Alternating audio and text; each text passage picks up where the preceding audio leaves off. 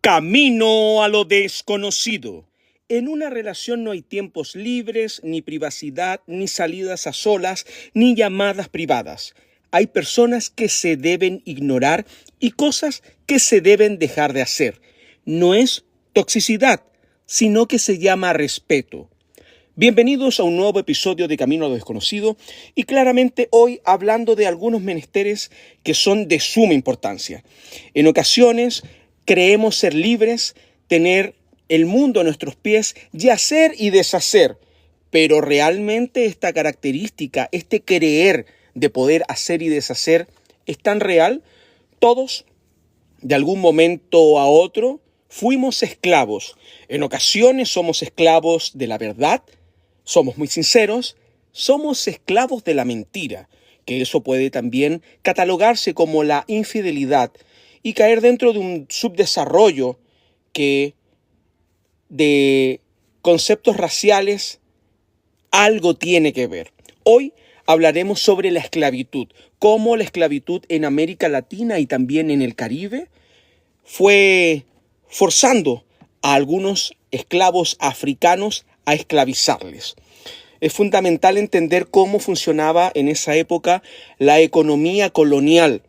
Todo esto se basaba en la cosificación racial y también la explotación intensiva en las plantaciones y minas. Estoy hablando desde el siglo XVI hasta el siglo finales, casi del siglo XIX.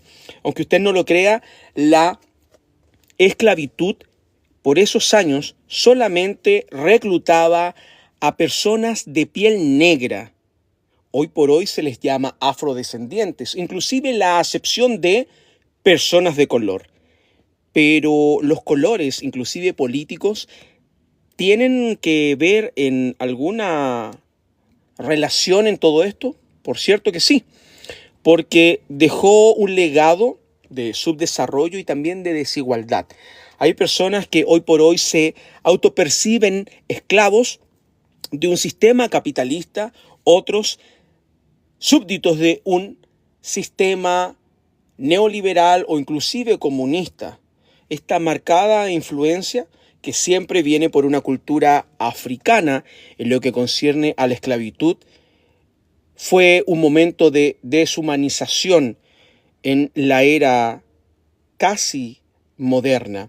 La brutalidad que se cometió en el comercio de esclavos es algo que tiene en su haber por lo menos documentado más de 12 millones y medio de personas africanas que fueron trasladadas forzosamente a través de un transatlántico, que fueron secuestrados, saqueados, despojados también de su identidad, porque usted lo sabe muy bien que las personas que vivían en África y que fueron esclavizados fueron obligados y llevados a un yugo de idioma distinto, también de tener costumbres, de alimentarse, de sobrevivir de una manera completamente distinta a los que ellos tenían en su lugar de origen.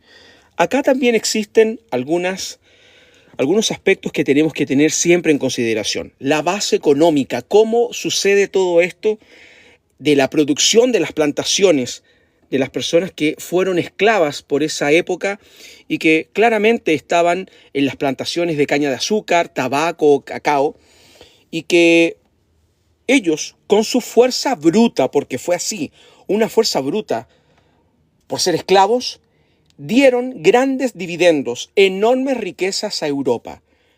Y es por eso que Europa también, de una u otra manera, se quedó en algunos países de América Latina, Centroamérica y las Antillas para de una u otra manera seguir custodiando eso.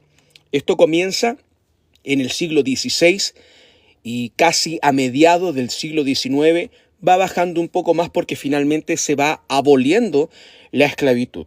Esto de la racialización es algo muy inquietante y que en ocasiones lo dejamos pasar de lado, porque la diferencia física fue el marcador de quién era el esclavo, y se lo dije al principio. Era una forma moderna de expolio racial. La persona que era negra y sin recurso sí tenía que ser un esclavo y que el color de piel también tenía que ver mucho. Usted me dirá, pero ¿cómo puede ser esto para mí completamente desconocido? Créame que no. La persona que es negra por esa época, entre el siglo XVI y siglo XIX, por ser negra tenía la cualidad y la característica de cicatrizar rápidamente su piel. Un Nietzsche, o un negro, o un prieto, como se puede decir en algunas partes hispanoparlantes de nuestra bella América Latina, era el factor para que estas personas fueran esclavos y no tuviesen que comprar una nueva cosa. Usted me dirá, pero ¿cómo es posible que a un ser humano se le diga cosa? Estamos en una época que es casi medieval, pero que fue así. Usted tiene esta racialización que es moderna, de un expolio racial que convierte finalmente a una persona en esclavo por su condición de pobreza, por su dialecto, que falta una escolarización por esa época, pero que tiene también un estado físico excepcional. Usted sabe que las personas en África tienen muy buenas piernas para correr, son excelentes atletas, pero también personas que podían estar cortando caña de azúcar, tabaco y también cacao. Usted en ocasiones sintoniza la radio y escucha un rico merengue, este merengue apambichao o este pambiche, que es un merengue más rápido. Usted no sabe de dónde proviene. De hecho, hay canciones de 440 que dicen ojalá que llueva café. Usted lo ve con un mensaje inspirador, casi nostálgico de los 90, donde usted con su padre intentaba a pisotones llevar el son del merengue. Pero encierra de una u otra manera un mensaje de agobio de lo que sucedía en la República Dominicana. Le quiero contar brevemente la historia de Anacaona. Anacaona, una niña, una princesa taína, que eran los aborígenes de Centroamérica, de Cuba, Puerto Rico, la República Dominicana, las tres Antillas, siendo la mayor Cuba. Fue vejada, y usted sabe cómo fue, y también exterminada de la faz de la tierra por las personas que llegaron a invadir. Se podría hablar de una colonización o encuentro de dos mundos, o incluso que ambas culturas, una civilización más avanzada y otra que solamente con sonidos guturales y con armas rudimentarias, intentaron defenderse. Pero la princesa taína Anacaona pierde la vida por defender a su tribu. Si quieres saber más de esto, puede buscarlo en nuestro canal, en Facebook, Instagram y también por esta plataforma que es la que a usted le gusta, mi querido oyente, mi estimada amiga. Historias como esta, donde los esclavos que eran mulatos o negros, por su cuerpo, ellos podían sostener mayor trabajo y también cicatrizar las heridas, que no cree usted que venía penicilina en esa época, todavía no estaba descubierta. La piel del negro soportó muchos latigazos. El verdugo se ensañó con él. Era la manera de ponerlo a trabajar en un cañaveral. Pero en el cañaveral existían códigos. Estos negros tenían que comunicarse con sus ancestros. ¿Y cómo lo iba a hacer si los españoles ya habían colonizado? Inclusive les habían aplicado costumbres del catolicismo. Muchos sincronizaron esto con lo que le llaman santería. Trajeron sus creencias de Nigeria, de África, y comenzaron a bailar. Cuando usted baila una salsa o baila un guaguancó, usted trata de agitar los brazos y también los pies. Existen algunos pasos que tienen una tradición, y que es la tradición de la esclavitud, de lo que hoy estamos conversando en Camino a lo Desconocido. El grillete impedía tal movilidad que solamente podían arrastrar los pies. Y usted lo puede ver inclusive en el ritmo del cha-cha-cha, que es más fácil y que fue el ritmo que destronó en los años finales de los 50, entre lo que hizo el mambo, que desapareció por los Beatles, y también por este nuevo ritmo cubano, el cha-cha-cha.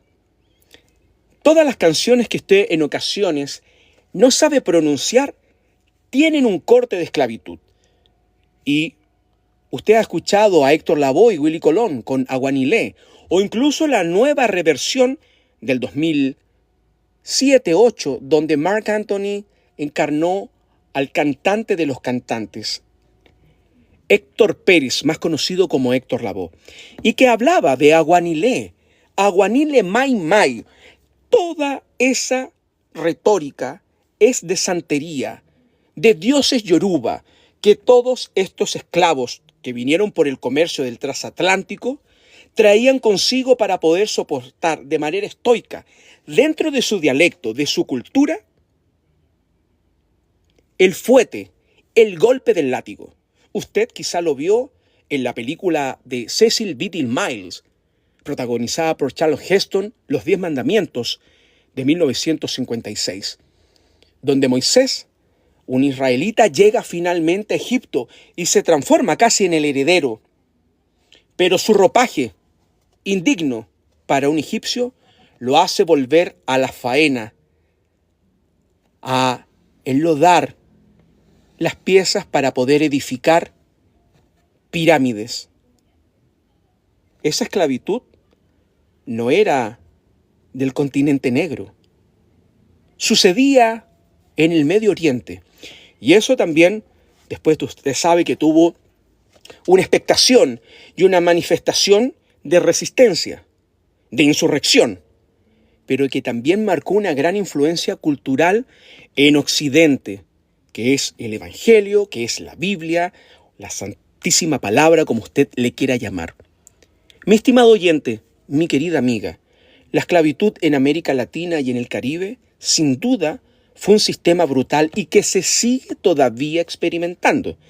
Usted no debe de viajar mucho. Usted vaya a Port-au-Prince o Puerto Príncipe en Haití y verá cómo niños de 13 años son vendidos por sus propios padres para poder edificar o incluso venderlos para que puedan servir para los bajos instintos de un denigrante comprador. Al sufragar ya la deuda, ellos recuperan su hijo y pueden venir a Chile y tener un cambio de vida. Usted lo ve que inmediatamente ingresan a estas células o inclusive a profesar la fe pentecostal o metodista. Se hacen evangélicos porque saben que parte de su estructura cultural, como el vudú y también la brujería, le han perseguido por siglos. No solamente su color, que se asemeja a su propia sombra y también a la noche, sino que les dan una sombra de una duda si ellos están en este mundo solo para servir o para ser discriminados por su aspecto, por su apariencia y también por pertenecer a un escalafón socioeconómico inferior al resto. ¿Usted cree que la esclavitud se terminó en el siglo XIX o seguimos todavía con esa base económica, esa racialización? Una explotación deshumanizante que fue la que conllevó a que países se construyeran. Los esclavizados, todos eran tratados como mercancía, como cosa. Nadie tenía un nombre o no se le llamaba, ni siquiera se le miraba a los ojos. Con un tratamiento completamente deshumanizante, se le daba un golpe para que la persona entendiera. De hecho, usted puede ir a un mercado acá en Recoleta, muy cerca de donde usted vive, y verá cómo un chileno alterna con un haitiano. Incluso se verá que gritando, un haitiano podrá entender. Quizá la confusión del español, muy poco claro, el que emite el chileno, como también el chileno se confunde con este creol. Usted ve cómo el haitiano llega a Chile y comienza a vestirse de una manera estrafalaria. No lo es tan así. Recuerde que ellos fueron colonizados por Francia. Y los franceses son los reyes de la moda, el glamour. Y es por eso que los haitianos buscan la manera de asemejarse a sus colonizadores. ¿Estamos frente al síndrome de Estocolmo? ¿Cree usted que la esclavitud no solamente sea económica y social, sino que también doctrinal? Puede ser que un dogma, un paradigma, un criterio, una facción, una idea o filosofía le haga preso de la esclavitud? Camino a lo desconocido. Seguimos hablando hoy de la esclavitud en América Latina y también en el Caribe. También cómo esto impactó de manera económica y social. Claramente por un motor colonial. Este motor colonial que realmente fue un pilar, como se lo dije en el primer segmento de nuestro programa, desde la economía. España ganó, Europa ganó muchas divisas e incrementó sus arcas a costa de estos inmigrantes, que en ocasiones también se podría hablar de inmigrantes irregulares, algunos indeseables por su color de piel, que se asemeja a su sombra. Pero ¿qué sucede con esta gran economía que dio este motor colonial? Esto fue desde el Caribe hasta el Río de la Plata. Dese cuenta cómo se surca mares para de una u otra manera llegar a un desarrollo, pero que se estanca en un subdesarrollo, porque realmente las consecuencias de esta extracción económica no contribuyeron a una buena economía y tampoco a nivel estructural de la región. Sí hubo resistencia, por cierto, porque los esclavos no fueron pasivos. Dese cuenta que un negro que no es educado, que no tenía la misma oportunidad que un blanco colonizador, tenía que levantarse.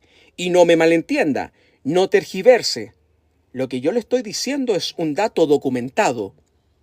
El negro no tenía la misma posibilidad del blanco.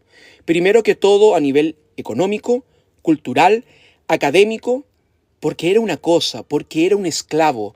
Muchos de ellos lo que hacían era tratar de dejar la pasividad, juntar dinero y pagar para poder ser libertos. ¿Le parece increíble? ¿Cree usted que yo le estoy diciendo algo que es una aberración? Esto está documentado y esto sucedió. Lo peor, que hoy seguimos también cautivos y esclavos de sistemas políticos que tienen algunas ideas que nos incitan a una rebelión y a una lucha por una supuesta libertad, pero que no va a ningún lado.